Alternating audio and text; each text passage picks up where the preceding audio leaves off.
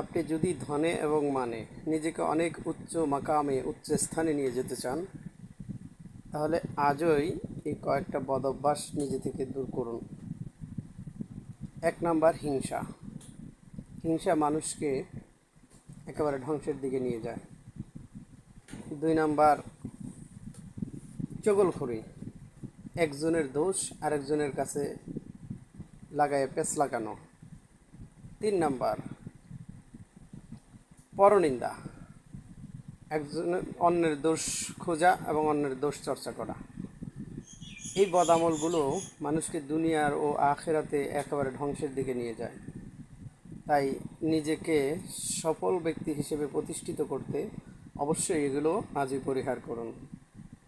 আর আমি আপনাদের উপকার করতে চাই, আপনাদের উপকারের জন্য পাশে থাকতে চাই, তাই আমাকে ফলো দিয়ে আপনাদের পাশে রাখুন।